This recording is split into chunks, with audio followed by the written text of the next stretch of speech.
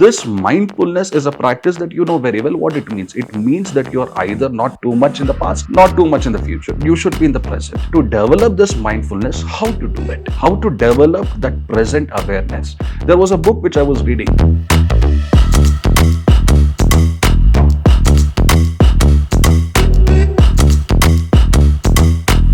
Don't read world history mechanical. Don't read society mechanical. Right? Put passion into it. When you're reading about Indian society or any society for that matter, imagine. Don't stop. Don't stop. Don't stop.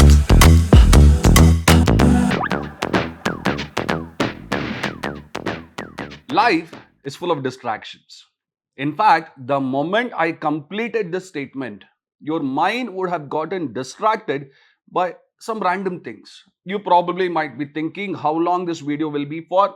You probably might be thinking, is there any significance of this video from our exam point of view? And things like this. Entirely random. My dear friends, distractions are very subtle. Distractions are persistent and distractions are very powerful. It is these distractions that shape our lives, how we think and how we act. If we do not understand how to deal with these distractions, your UPSC preparation will suffer, and more importantly, your pursuit of whatever you are doing in life as a common man, that will also be suffering. In this episode, we make a humble effort to talk about these distractions and how to build our mind to make our mind resilient against all these distractions. And in this effort, I'm joined by Vinay sir, who has tremendous years of experience as a teacher, as a mentor, and his inputs, I'm pretty sure, will be very important in terms of our discussions. Sir, very good morning and welcome, sir. Very good morning, Umesh. Thank you. Nearly 47% of the time that we spend after we have woken up, we spend in things which usually distract us. They make us take away our focus, and this creates problems for us. Sir, you've had so many years of experience as a mentor, as a teacher, and now you're into politics. What is your observations about these distractions and why our students are getting more and more distracted these days, sir? So I've been thinking about it. I've thought about it also. Why we get distracted, and where do these distractions come from? So there are internal, there are external. So I think I remember 2 years ago I had tweeted this: when you lack focus, then you get distracted. So distraction is nothing but lack of focus, and also lack of being busy with something. Getting engaged with something. So when we are not engaging with something that we are deeply passionate about, so then these distractions usually come. So now that empty mind is devil's workshop, and all these things. Being a student of English literature, these things. So these are pretty common, but over a period of years, by when I was an aspirant, and then when I started working in some departments, and when I quit them, and when I started this institution, so I have seen myself progressing in such a way that learning to control, not control consciously, but somewhere I have come to a point, again still it is in the process, come to a point where I'm enjoying every minute of my life. And when I say I'm enjoying every minute, I'm focusing on every minute of my life. So there is no past, there is no future. And when those thoughts come, somehow immediately I'm learning to switch on and off those thoughts. So I believe that can be done, I think. I mean, I don't know whether the life's experiences that they teach, to control thoughts like this, or is it some kind of inner awareness where you think that uh, where you finally understand the futility of all these unwanted thoughts, the past and the future. So and then reconcile with all these negative things. I think it is in the process. So I get your point, but even then, definitely when we wake up in the morning, some distractions will be there. So distraction means, something unwanted thoughts. Which takes away your attention from the most important thing that you're doing. But again, what is the most important thing we are doing in that day, again, Mhm. that differs from person to person. For example, Mhm. so as soon as I wake up, I have these two boys next to me, right? So playing with them is the most important part of my life, Mhm. right? So now I will not see it as a distraction, Mhm. right? If they're coming, if they want to play with me, jump on me, right, kick Mhm. me, hit me, whatever they want to do. Mhm. So I totally enjoy that moment. Now let us say that in that moment I wanted to read something, and maybe write something, or call someone. Maybe I Mhm. have a missed call from Mhm. the last night. So I'll make that as a second priority, and I'll Mhm. make this as a first priority. So I think prioritizing what is important, what is not important, I think that might also help in maybe. Uh, Absolutely true, sir. To build on what you said, Mm. in my years of experience as an aspirant and also as a teacher, what I have found is people get distracted. That is quite normal. Some distractions are necessary in life, but these days people are getting distracted maybe because of technology, maybe because of that fear of future as such, maybe because of so many regrets that they have in the past, that they completely butcher what they have to keep in mind in terms of the present times. And more often than not, my students ask me, sir, I go and sit in the study center from 7 a.m. till 7 p.m. I will be reading. But after I come back home, I don't feel like I have studied much. I'm not able to remember things. So, this is where I think even if there is a book in front of them, their mind will be thinking so many random thoughts that it messes up their focus. And do you think society, the rules and regulations it is imposing, or is it the technology which is playing a much greater part in this journey of preparation as per you, sir? See, again, the whatever you said, it has many dimensions. First of all, what is a negative distraction, positive distraction?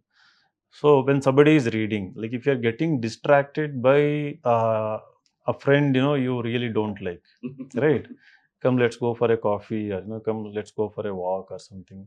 They might invite you to do something else. So that's a negative distraction, maybe because you are totally engaged with something. So there is a positive distraction. I think you're passionate about, let's say, playing flute, Mhm, right? Playing guitar, mhm, or maybe you want to play football, right? Or maybe you want to play a healthy video game also. That's also fine. Maybe you want to watch. Suddenly you come across, in your timeline, mhm, there is a tweet like, this movie won the Oscar, or this movie is getting mhm, rave reviews about, right? So then you may want to check it. So I think if the distraction is led by curiosity, mhm, right? Curiosity and passion, and mhm, to learn something more, something that add to your personality, I think then that is fine. mhm. Spend some time on that and then again come back, True. right? So but again, you should know to deal in it, Mhm, which one is positive and which one is negative. mhm, Then there is another distraction, because of the lack of self belief, or some fear, mhm, mhm. self doubt. Suddenly you get the fear that, so what if I fail, Yes, sir. right? And at back home, my parents are working so hard. Mhm, They are trying to earn some living, and mhm, I'm unemployed. Again, this is a negative distraction. You should not think in this direction only, right? mhm, So in that moment, you should know whether to switch on and off. Switching on mhm, enough to mhm, continue with that thought, mhm, which will derail your focus, mhm, whether it is UPSC preparation or something else in the life. mhm. So it is in those moments being self-aware and self-conscious is very important. True, So sir. I think you have to take time away from your daily routine. Sit for a few minutes. Think. I mean, another remedy what I found for this, see, nobody is exception to it. Even sometimes I get self doubt.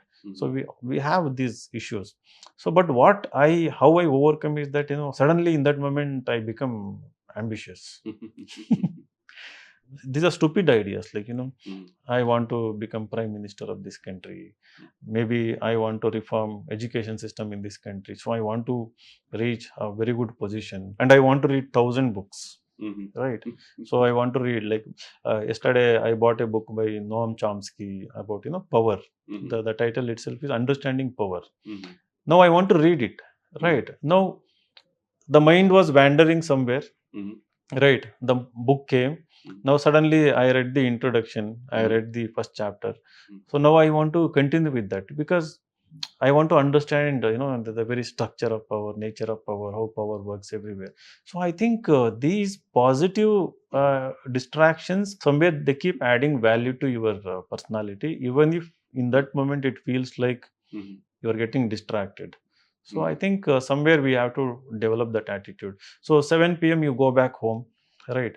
Maybe watch a wonderful podcast, Mhm. right? Something thought provoking, right? And there are wonderful podcasts, not these Ranveer Alabadia type podcasts, right? I would never recommend people to watch Mhm. these all podcast by Indian podcasters. So what is the word? Podcaster is a good answer. Podcasters. Okay, so Mhm. uh, there are podcasts by Nobel laureates, True. podcast by MIT, Harvard professors, Mhm. a podcast by the greatest authors Mhm. currently living. Mhm. Right? I mean, they're full of ideas, full of wonderful thoughts. Mhm. Right? I mean, they make you so creative. Mhm. Right? You feel like you become aspirational. You also want to write.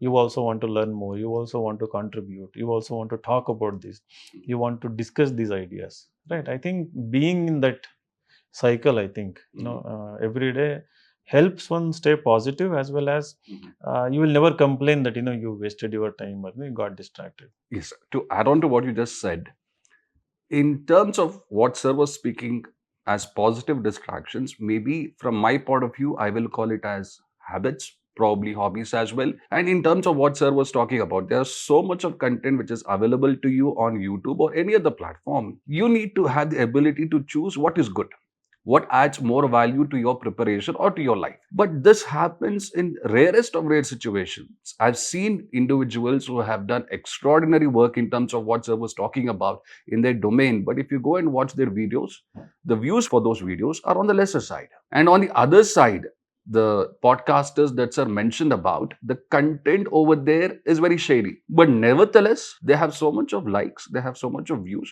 Here, I'm not trying to put this across from a jealous point of view. No, absolutely not. Here, what I'm trying to say is the way we get distracted these days initially is based on how much of views the video has, how much of likes the video has, and some or the other way we conform to such distractions, which is not good, which is negative in your life. And this is what I have seen. And to bring my own experience as such, at one point in time, I had a student, a very smart, a very brilliant student. He had worked in IT, a corporate job. He left his corporate job and then he came to UPSC preparation. But the thing with him was he had a very bad habit. And the bad habit was every day, at least few hours, he used to spend on YouTube watching just these interviews of the rank holders, the toppers. Now, all these rank holders, all the toppers, I have great amount of respect for them, the kind of efforts that they've put across. But these days, what has happened is, as Sir said, you need to know where to draw the boundary. When you have so much of fear with regards to examination, binge watching such video, binge watching such podcast, binge watching your Netflix or any other thing, it gives you that momentary relief, but it does not give you the real answer. And sir, I know very well that you have keen interest in psychology, and I'm also trying to develop my expertise with this particular subject. And the point that you made about society, the fear, psychology, in terms of our brain, neuroscience, they say there is a part of our brain which is called as default mode network, which does this introspection. Now, introspection is good. There's nothing wrong with it. I also do it. The people call this as self-reflection at times. But sometimes when we are introspecting, it is so severe. We are so harsh against us. Now, when we become so harsh, there is another part of our brain which is called as amygdala, which controls the emotional aspect. Now, the amygdala, it treats this very self-harsh default mode network as a threat, and it starts to push these emotions, these hormones. And when this happens, you have a prefrontal cortex brain which is associated with rational thinking. This loses. This becomes least prioritized. And when that happens, where your mind should be, where your focus should be, that won't be there. That's what I think is one of the major issues which is preventing people from getting that focus in life. Distractions are normal, but how to deal with this distraction is what is important. And this is not just a conversation keeping in mind your preparation as such. Even in UPSC, there are two beautiful essay topics. Mindful manifesto is the catalyst. Is the catalyst for tranquil self. Along with that, in 2024, they had asked one more topic, The empires of the future will be empires of the mind. 90% of the students who wrote this particular essay, they wrote it from a chat GPT point of view. Artificial intelligence and everything, that's good, that's great, not at all a problem. But no matter what age it is, a mind which knows how to deal with distractions, the mind which knows how to engage with positive distractions is very important. If not, it can derail lives. Sir, in your experience, have you come across any individual who engaged in these negative distractions as such and that kind of derailed their life? So I have known so many cases, and I tried my best to help them in my own capacity. I'm not psychiatrist or psychologist or expert in these things, but based on all the interactions I have had in past so many years, so we try to give them certain solution suggestions, and then we recommend them to go to doctors, take professional help. But what happens is that I think they should identify these issues very early.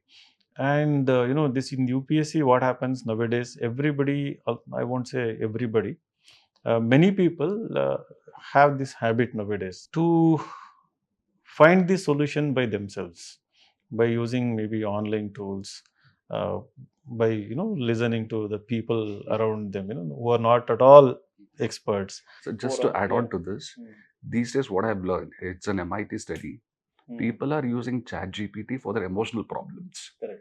Yeah, I read about it. And this becomes a little bit problematic going forward, I feel. No, it is problematic. See, ultimately, the happiest mind, in my opinion, is the mind that healthily engages with the real people, builds really strong, resilient relationships, right? So it is those people who are the happiest in the world. I mean, if you are moving away from the humans who can, build a very healthy relationship with you, and then trying to be alone, trying to battle it alone, I think then your mind messes up. And that is what I have seen. And then what happens is that even when we say something, I don't know if they think they are more intelligent, or if their some kind of self within them is resistant to the external ideas coming from people. They want to help, they want help, they come to people, they listen, but they don't implement. I think maybe they are too rational, and then I don't know. So there are so many factors here, right?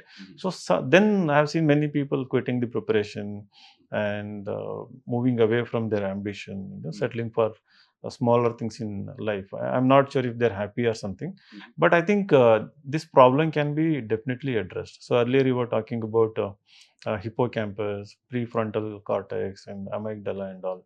So somewhere I also read or I think listened to podcast by a famous expert in this field, that ultimately mind is a beautiful thing. We know that Buddha has said, what you want to become you can become. Mind is such a powerful tool. Vivekananda has said, many people, philosophers around the world. So in that video what I learned is that ultimately how you behave, right? So your actions, right, ultimately they rewire your brain. So now there is left brain, the left part of the brain, right part of the brain. One is serious and one is creative, right? So earlier the idea was to see them in silos, separately, but it is said that they actually interact, right? So when you have extracurricular activities, when you have a serious academic pursuit, right, when the focus is equally on both of them, both part of the brains actually, there is a harmony between them, there is a symphony between them, right? So you become more focused, you become more calm, you become more happy, because you are enjoying everything, right? Whether it is what we were calling positive distraction, you rightly said it, hobby or interest. And majority of the UPSC aspirants do not have these hobbies and interests. Somewhere maybe in the 10th standard, 11th or 12th standard, I've been talking about it everywhere. Wherever I go, schools, colleges, and even religious functions, I'm telling people develop hobbies, interests. Right? In a day, you should have 3 to 4 different interests and hobbies. Right? So watching right quality content, if at all you want to watch, something, right? So that is something thought provoking, which I said. Reading books, right? Listening to music, maybe singing, maybe dancing, or if you want to do a fashion show once in a week, you go and do it. Maybe if you want to travel. I don't think that's going to work out for me. No, it can work out for anyone. I mean, yesterday I was telling him it is not about the external beauty. I went to a college, Confianza, there was a college fest. Mhm. So it's never about how we look, right? It's about uh, we have seen you can be you can be a wonderful model also, right? Now, Yeah. sir is trying to put topi on my bald head. Just saying.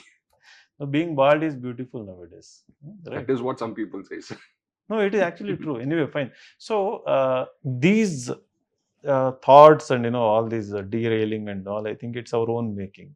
So we don't seek professional help, and I think whenever somebody is feeling lonely and having these thoughts, they should come to you or me or professional help.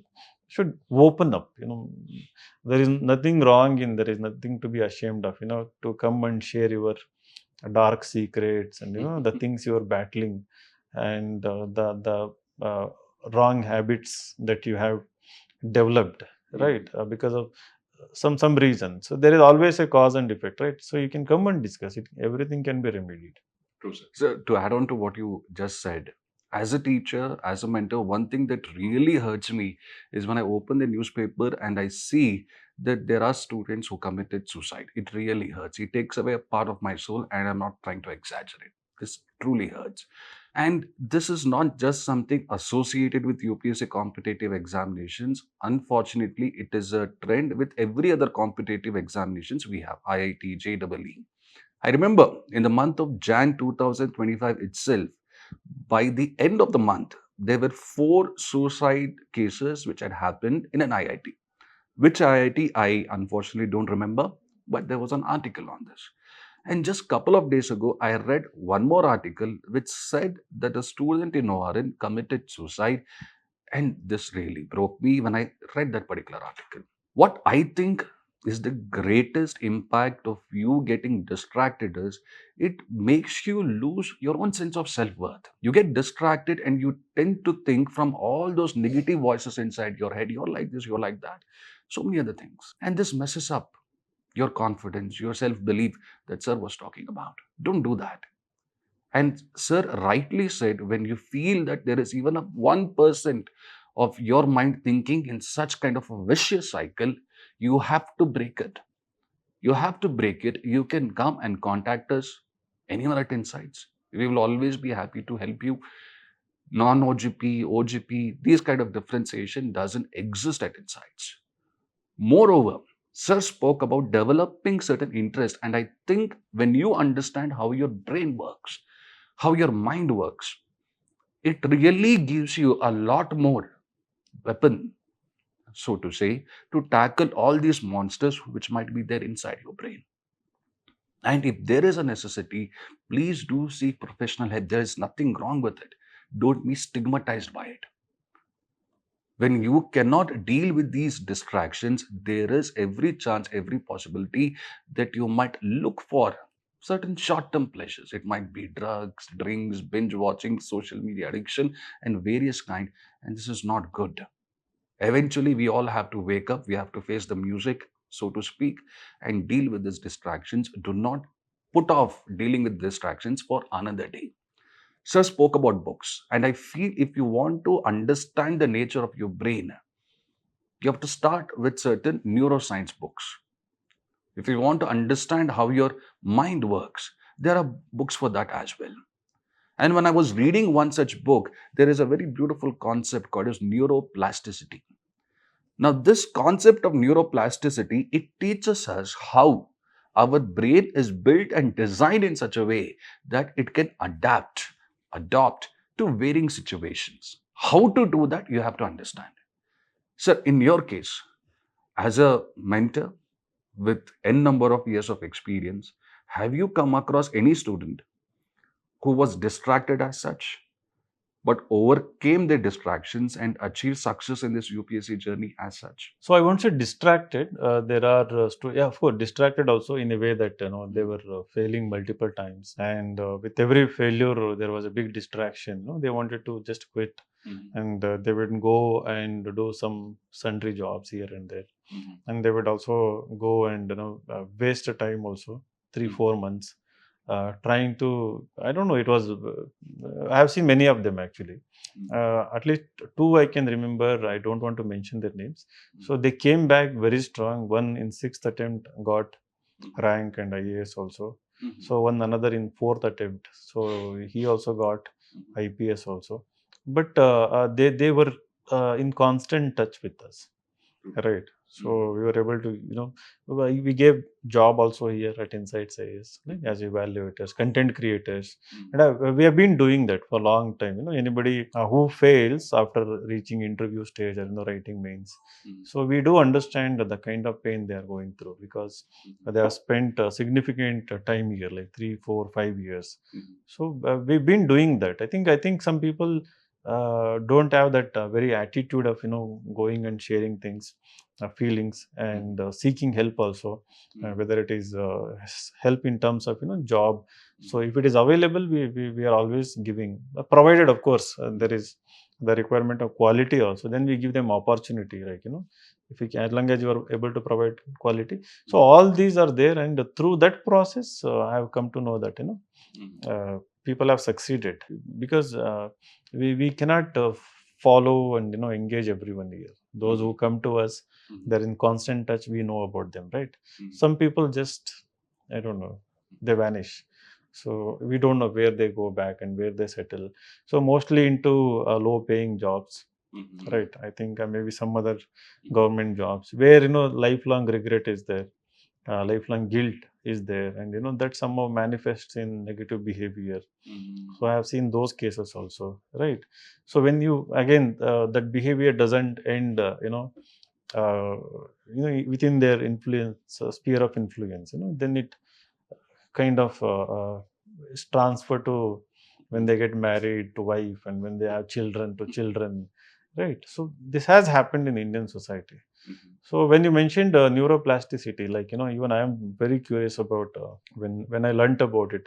So somewhere I said some people using neuroflexibility also, but neuroplasticity is the right word, right concept, I think. And there, how the brain rewires, creates new circuits, right? So based on experiences, one thought I had read about that neuroplasticity, or this creation of new circuits, and something that stays with you, becomes part of your personality, is developed through the hard route, through the hard process, not through any easy path. You have to go through hardship. You have to fight it. So only then there is rewiring, there is creation of new circuits, whether it is creative part, whether it is you're trying to succeed in some field. So you have to go through it. But we try to escape. True, sir. Most of the times, we try to escape, maybe negative distraction which you are mentioning. So that is not the path. You have to fight it. When you fight, and I feel it, I'm not, if somebody who is watching, if we can go back and watch my videos maybe 4 or 5 years ago, I was not talking like this in a very calm manner. So I can speak, if the audience is even 1 lakh people, I can speak confidently, and doesn't matter how powerful the individual in front of you, I can speak to them. So like this, there is some kind of rewiring that has taken place, because the path till here was uh, one through going through lots of hardships, and it was of my choice. It is not like somebody imposed. I chose those paths, those ways, and going through them, it has really made, I mean, I feel it actually, when you go, when I walk, right, when I sit, when people are in front of you, when you talk to them, the way they respond. So when they respond, you see that there is some amount of respect they are giving, which is genuine. And so all this is wonderful. Life is, I feel, so not even 0.1% I have tapped, or most of us. So I think if we understand these concepts and consciously build, we can build that resilience within us. We can become mentally tough. We can become very calm. That what we say equanimity, right? So I think it can be achieved. So we try to escape. We should not escape. Accept failures. go through failures. It's a wonderful thing. And now I am in a position to say this not by reading self-help books, it's through my own experiences. Absolutely, sir. And with every failure, there is my worth has increased. Not it has never decreased. With every failure, with every setback, with every humiliation, with every underestimation, by some people. So every moment, my self-worth, my self-esteem has actually increased rather than getting decreased. It has made me more ambitious. And I'm sure next 30 years are going to be wonderful in my life. Absolutely. Whatever Seth said, I am the best case study as such, because when I joined Insights, yes, I had some years of experience, but I joined Insights as a content developer. I approached Sir and I asked him for opportunities in terms of doing these type of test discussions in front of the camera. And I remember the first time I went in front of the camera seemed like a monster to me. But now when I look at the camera, it seems like my best friend. What Sir said is absolutely true. Yes, in the path that you have chosen, there will be challenges, there will be monsters. Howsoever, you should not escape from it. You should embrace it. Each and every challenge, each and every humiliation that you might face in the process will build your personality in a much better way, in a much bigger way. So embrace your failures, embrace your suffering. Don't run away from it. And the second thing, in my years of experience as a mentor, I came across a student of mine. Yes, he was someone who was getting distracted by so many things. On one side, the family distractions were there. On the other side, the personal distractions as such. On the work front, the preparation front, they were even more. Nevertheless, when Sir told about students coming and consistently interacting, we were able to figure out how to prioritize. And we started working on that priority list in a consistent way. And I'm very happy to announce that this student of ours is a rank holder as of now, is undergoing his training, and this makes us very happy. Distractions will be there in life, but when you embrace the challenge of these distractions, your brain grows, your personality grows. And in my humble opinion, there is this practice that you might have heard about. For example, mindfulness. Now, this mindfulness is a practice that you know very well what it means. It means that you're either not too much in the past, not too much in the future. You should be in the present. The concept you already know. But the thing is to develop this mindfulness, how to do it, how to develop that present awareness. There was a book which I was reading, Full Catastrophe Living. And in this book, they had mentioned you have to be in the present, and in that present, that there should be some purpose. And purpose is a very important attribute of life as far as we are concerned. So if you're doing some study in front of you, do it with purpose. If you're engaging in certain hobbies and interests, do it with a purpose. Do not do anything and everything in life without any purpose as such. It becomes problematic. So in this book, Full Catastrophe Living, they had told that you have to be in the present with a purpose. If you read other neuroscience or psychology books, they say mindfulness involves developing four things. One is awareness about the present. The second thing happens to be a non judgmental attitude as such. The third thing is intentional focus. And the fourth and the most important thing is non judgmental attitudes. When you're listening to me, you will be wondering, should I write this down?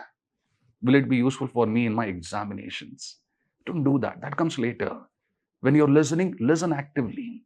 Have your intention over there. When you're in the moment, if your mind is running away elsewhere, just say to your mind, you are my student. Some of you who will be watching will be my students, and you will be, no, I will be repeating a lot many times, come back, come back.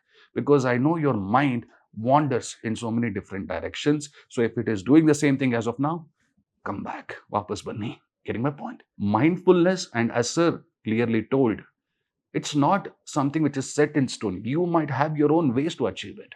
It could be in terms of reading books or traveling. It could be in terms of meditation. It could be in terms of yoga. And if you are reading books, there are certain very crucial books which talk about therapy as acceptance and commitment therapy. In acceptance and commitment therapy, you are opening yourself to what is happening and you're not judging. I took a weekly test today. My scores were bad. Accept it. But be committed to the next weekly test or any other test that you have taken at any given point in time. Don't get distracted that you will write the weekly test once you have completed all your OGP or foundation course as such, and then you will start writing the best possible answer. Don't do that. That's not going to help you. That's a very negative distraction that I see in so many students of mine. Don't do it. Apart from this, if you are someone who's into learning philosophies, it might be your spiritual philosophy. In Zen Buddhism, they have spoken that you need to have a beginner's mind. And what exactly is this beginner's mind? Opening yourself to the experiences without judging. That is beginner's mind. Not just here. If you have attended my classes, I would have told you that there is something called as stoicism. My dear friends, you have no external control of what other person will think. What might be the challenge tomorrow? You have no control. What control you have, how it can affect you. Here you should focus. But rather, most of the students, they focus on controlling the external random things and they suffer because of it.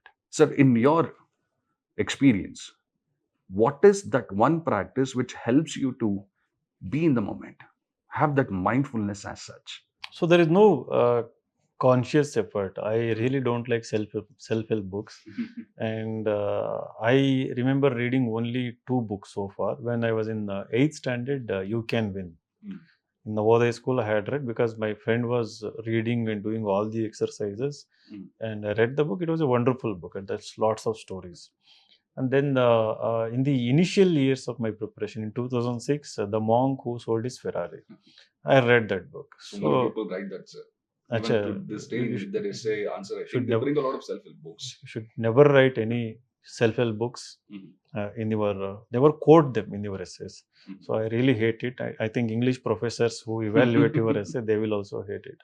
So I stopped because parallelly I was reading books, written by Nobel laureates. I remember reading A Bend in the River, when I was in 10th standard by Mhm. V.S. Naipaul. Mhm. Right. So books, Tin Drum by Gunter Grass, he's a German author. So it was again in 9th standard. Mhm. So what I was doing, I would see in the magazine which book won the Nobel Prize that year, Mhm. and and our librarian also had a great taste. So he would buy those books, and I was the first one to go. And he was like, "So these books are written for our English teachers and all." But then he would always encourage. So never doubted, my ability. So it would take long time. So reading those books was a wonderful hobby. Now coming to your point, like how I haven't completely cultivated. It's a very difficult task to be mindful, right? Mhm. So when everything going good in your life, you Mhm. are mindful, right? I mean, so when everything is going good, financially you are well secure, Mhm. and some of the goals you have achieved, Mhm. right? So I think people who crack this examination go to Labasna. Those 3 months, I think, is a mindful session. I think it's a mindful phase for them. So, but then again, it starts which cadre, Mhm. for some people which service, and whom to marry, and then networking, and again because you are adding more layers to your ambition, so there is a constant journey life, right? But the achieving mindfulness while having lots of goals and ambitions, again lots of external distractions, the circumstances which are not at all under our control, so it's a very difficult job. So what can be done in that moment, what I do is that uh, I'm somebody who do not meditate. Mhm. I've never done meditation in my life. Mhm. So school days, in Navodaya school, we used to have these yoga sessions, Mhm. So, as children, when they ask you to chant Om and close your eyes, so we do all those, pranks and, but have never sat and meditated. No Vipassana session, haven't gone anywhere. Uh, Eventually, what I realized was that every minute is meditation. Mhm. True, sir. So the kind of focus you put into your work. For example, while we are having conversation, the only two thoughts that are coming while trying to say something, so there is some imagine, there is flashback. Mhm. I went to Navodaya school Mhm. for a few seconds. I imagine myself there. I'm not imagination, that thought that is already there, imprinted in your mind. That experience Mhm. came back, and I'm trying to put the point to the best of my ability. I'm not thinking about what I'm going to do Mhm. after this session, Mhm. right? I'm not thinking. It's currently in my life there are so many things happening, Mhm. right? Because I've entered politics, there are so many. While I'm speaking, maybe there may be some 10-15 missed calls, Mhm. right? So I'm thinking about it now, because to give an example, Mhm. but when I'm speaking to you, I'm not thinking about anything. The only thing in this very moment is to give my best, right? Give my best in the sense that I give my best again by enjoying it. I'm loving this conversation, and I think to put it very simply, the mindfulness, I think, love what you do and choose what you love, right? I think by doing this constantly, and also you talked about, I think, the beginner's mind. I think that's a wonderful idea. I think having an open mind, embracing all the experiences as they come, I think, so that will help you become mindful, right? So your mind will be calm, and it will be focused on the present rather than thinking about. Again, most of the problems vanish the moment you stop thinking about them. True. Majority of our problems, they just melt away, they vanish, just like they. So just to add on to this, there is a very beautiful saying in English: we suffer more in imagination than in reality. Correct, that's actually true. In reality, there are no battles, there are no wars, it is all imagination, the creation of your mind. So I think we should not do that. Anything that you are thinking about currently, the negative thought, the fear or anything, is just imagination. Stop thinking about it, right? Enjoy what you are doing. So it might make you crack this examination with a good rank. Well and good, because that's your goal. If you have developed hobbies and interest, like I did blogging, and blogging became my InsightsIAS. It became an institution. And then if it had failed again, I would have definitely become a good writer by now. I'm pretty sure I wanted to become a writer. I would have done it every day. I used to blog, right? If it had failed to convert into institution, I had chosen to go to Tata Institute of Social Science, and I had enrolled to the course Media and Cultural Studies. And by then, I was reading lots of books about media, cultural. So I have these books in my home, coffee table books currently. So I bought them later. At that time, we didn't have money. So uh, all the movies, in the past 4 decades, a critical review of every good movie, in the past 4 decades, right? So I was trying to get into that field and become something, someone not someone like. I was very passionate. Even now, I'm very passionate about movies, and I want to write, but again, so but movies and all. So I would have become like that. So there are many trajectories that you can actually choose in life. So we get stuck with one, and we feel like this is my everything, this is my life. It should never be the case. Keep an open mind for all the experiences, develop hobbies, interests, and somebody who wanders away from the main goal is the most successful person. You read all the successful stories, right? So they wanted to become something else, they became something else. So this is the story of so many people. At some point of time it happens, but you should know that at what point of time it is going to happen, how it is going. But if you're stuck with only one thing, then all these mental disorders, I mean, whatever people battle and committing suicide and all.